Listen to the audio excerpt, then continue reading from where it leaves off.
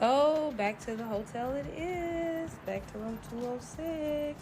Housing is the most depressing thing to deal with as a young adult. And it don't matter how much money I make. It don't matter how many nights I'm in a strip club. It's like living in a hotel room for months on end. Hey, what's good, YouTube? It's your boy Michael, aka Mr. Drake Visions, and I am your credit CEO. Back at it again with another one. You see the title, you see the thumbnail. These people are out here living in hotels. Before the price of houses went crazy, I wasn't thinking too much about it. But when the house market went up, one thing I did notice that those hotel prices didn't necessarily go up. So I really want to see, are these people really living in hotels or are they just lying for likes? Let's see. This is what it's like living in a hotel room for months on end. You'll have a pretty decent sized fridge, an untouched 6-pack, expired milk, eggs because technically you have a stove, but like healthy snacks, dry pasta and marinara as if you were to use that stove. You have a Keurig and you decided to buy your own pods, but it's still never as good as your Nespresso machine back home. A bounty of to-go cups for your shitty coffee. A candle that you've purchased to try to make it more of a home. A blanket that you purchased to try to make it feel more like home. A table that you can pull forward so that you can sit on the couch while you eat. Award-winning art. The optional fluorescents that you choose to keep off. Hey man, hold on. That don't look like no hotel room, does it? I have no words. Let's go to this next video. How I make living in a hotel work for me and my family of 5. Once you enter to the right, you have a kitchenette. The top shelf consists of spices, breakfast, breads, baby food, and baby formula. The bottom shelf consists of spoons, cups, bowls, plates, and baby items. The sink is a pretty decent size, which I love. On bottom of that, we have all baby items and detergent. This is extra pantry space. On bottom of the electric burner, I have pots, pans, cooking utensils, bags. We have the restroom to the left once you enter the door. My daughter is homeschooled, so this is her homeschool area. That's also our kitchen table. This is where twin 1 sleeps. Next, we have our closet area, which does hold all of our clothes and shoes. Twin number 2 sleeps right next to the bed. I try to keep the area as clean as possible so the space can feel bigger. On the side of the other bed, I have car seats and other baby items. So yeah, this is our life in a hotel. Who would have ever thought? Because honestly, I would have never thought, but we make it work. Honestly, that's kind of sad, I ain't gonna lie. But I don't know why I'm sad about it. I think in my head, I'm like, when you have these kids, you're supposed to figure it out. You're supposed to make it work and you're supposed to get more money or something like that. But to be honest, she's probably saving a buttload of money. Where I'm from in South Carolina, like we got abundance of land and stuff like that. Most of the time, what I fail to remember is some people don't need a lot. Some people can use one room and then make it work to save for their future.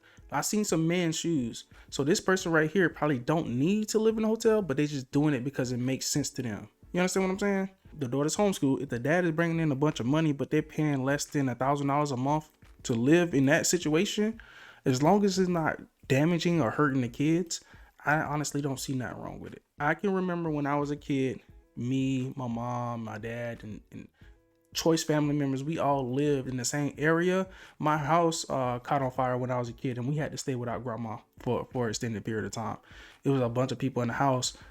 I didn't feel bad as a kid. Like maybe my mom and dad might have their pride hurt because we didn't have a house. We had to wait till the insurance company paid us out and that took a while, but we stayed with our grandparents. So my dad was still working. My mom was still working. I just know we saved a lot of money. You know what I'm saying? What y'all think, man? I really want to get y'all thoughts on that because when I ended the video, I felt sad, but now it might be a strategic play to this. So I leave my hotel room just to go to my actual house. I'm driving, of course. So it's only taking me 5 minutes to actually get there from my hotel room. I'm kind of amazed at this journey because I don't know how it feels to stay at a hotel. Neither do I know how it feels to be homeless, so I'm trying it out. I made it to my house. As you can see, my house is super, super huge. That's my front run, and I'm just going in and cleaning up my kitchen, making sure everything's done. Everything's sprayed down, clean like it's supposed to, because I don't want to come back here and see food flies or anything of that nature. So I try to get everything done, wipe everything down, and just make sure the dishes are clean that was already in the sink before, put them in the dishwasher, you know, make sure everything's clean, because if I'm spending this time at a hotel, I definitely don't want to come back home to a nasty house. So I don't want to leave food particles out or anything of that nature. Then go upstairs, get everything done upstairs in my room, the dogs fed, take them outside, let them do their business real quick. I do come home and make sure they do their business, they eat and everything. So back to the hotel it is, back to room 206, and I am finally done with my day's work. Everybody have a great day. I'm sorry, you guys. If you're confused, let me explain. Let me explain what's going on here. This person said she wanted to see what it feels like to be homeless, or she wanted to see what it feels like to live in a hotel. So she bought a hotel, I think, for a month or maybe a week, and then she was like, "All right, let me go home and clean up real quick." But I think she's onto something. She's making a TikTok talking about living in a hotel, but that video got more views than all these other videos, probably combined. Now, that got me thinking, like, how many of these people are lying just for likes? Follow me here. How many videos can you get off in maybe 1, 2, maybe a week, from 1 day to 2 weeks, about you being homeless when you're really not homeless? And then once you get that video off, are you begging for money after that? Or are you then just trying to monetize off TikTok because you know people gonna watch this type of content? What y'all think, man? So now when y'all watch the rest of these videos, I want y'all to be with me present, right? I want you guys to like think, is this person lying? Do they seem genuine? Stuff like that. This next one I'm gonna watch. I'm gonna watch this one because I had to. After I watched this one, I went and watched the next one, and I realized I was like, this lady ain't homeless. She's just taking advantage of the meta. Just got back from working out, so let me show you how I'm gonna eat this week in my hotel. First, I'm about to bust down this rotisserie chicken. Breast meat be the part that I want the most. We're not wasting chicken. So, I did already wash my hands, so mind your business. Quickly dissect my chicken. We got 2 cups broccoli. No salt, garlic and herb. We're nowhere without my scale. Throw that on there. Zero it.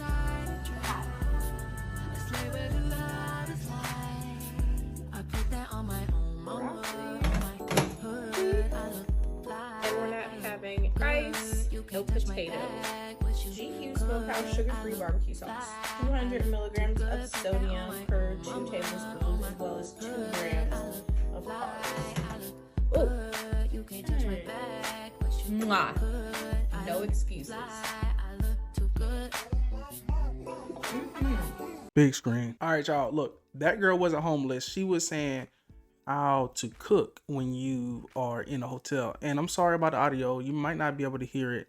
She was just showing people how to cook when they're in the hotel, but I think a lot of people thought she was homeless because I looked in the comments and a lot of people were confused. So that's what I mean when I said take advantage of the meta. But I think these other people might be homeless for real. Let's get into these other videos. At what age was y'all when y'all realized that life don't play? I mean, I'm only 24 years old and I ain't smiled since high school. Ain't shit funny no more. No, but on a more serious note, they do say that your 20s is when you'll learn some of the biggest lessons that you'll ever learn in your life. And baby, when I tell y'all I'm learning. I mean, don't get me wrong. I am grateful for every situation and every lesson that I've learned along the way. But god dang, I'm only 24 years old. Like, I ain't even that close to 30 yet. And I'm like, Lord, how much more can I take? Now, this is not me complaining or questioning God, because when you think your situation bad, someone can always have it worse. Or you may feel like you're the only one that's going through it, but when in reality, there are people going through similar situations like you, and there are people who have overcame your situation. We just got to understand that when we go through things in life, it's only God preparing us for bigger and better things to come. Now, there's a creator on here who goes by the name Jasmine. I believe her name is like Jasmine Unveiled or something like that. But y'all, I watch her videos and she's in a similar situation like mine as far as living. She's currently living in a hotel with her daughter.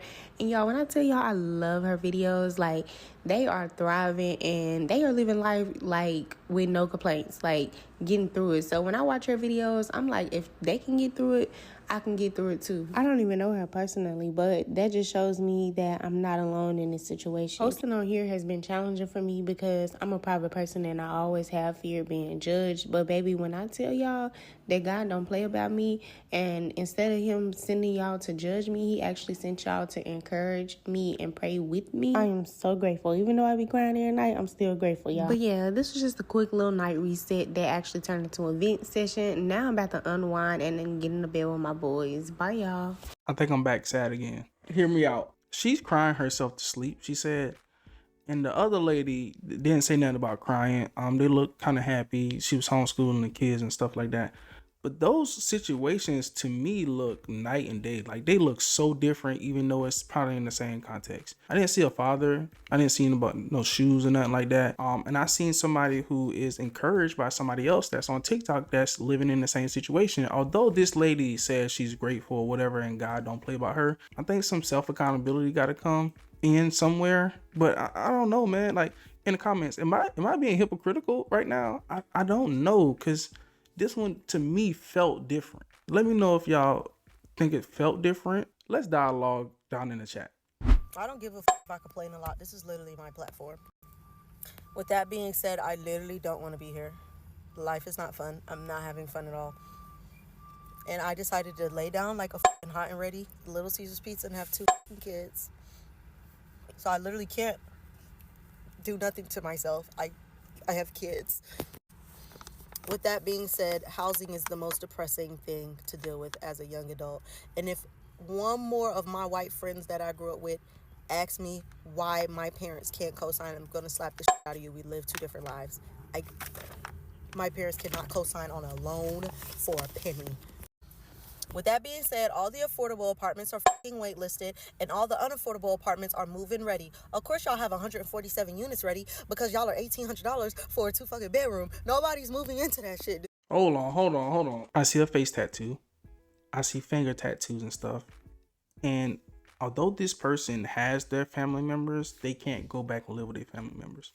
At first, I was kind of feeling sorry, but I think this is self-inflicted for the most part. And I think this person has an inability to show empathy even for themselves. Some people go through life and they just complain all the time. Like, honestly, this is sad. This is more sad than the other situation with the other girls living in the hotel, because the mindset of this individual is a little different. Let's continue. So I drove all the way to fucking Villa Rica because I'm willing to humble myself to go as far as I can to get a cheap apartment. And to my knowledge, even though 2 people I know just fucking moved in, to my fucking knowledge, it's a wait list of 300 fucking people on it. You want to know why it's a wait list of 300 people on it? Because these are 2 bedrooms, updated appliances, utilities included for $900. Nobody's moving out. Then the leasing agent was like, lease renewals are coming up for all the people that moved in last year in November. Somebody might move out and there's still 300 people in front of me. You gonna skip all 300 people and come to my application? Fuck it. No, I hate being discouraged. No, I don't even want a fucking application. And then I go tour these new apartments in Lithia Springs and they're $1,800 plus $100 for the utility package. So $1,900. That's not including rent. It's not including electricity. That's not including school's tuition. That's not including my car note. And my car note, my car insurance by itself is $1,000. I know I saw my life. I signed the worst. I signed death row on that. I know that. You don't have to tell me. I know that. And it don't matter how much money I make. It don't matter how many nights I'm in a strip club. It don't matter if I pick up a part-time, second time. It don't fucking matter. It never feels like enough money. Big screen. Oh. That felt different too. I'm sorry, y'all. I don't know what to say. Like, the mindset of that one, bro. She feel like it ain't enough. You're a stripper with 2 kids, a face tat, knuckle tats, and then you gonna get mad that people don't want you to stay in their place.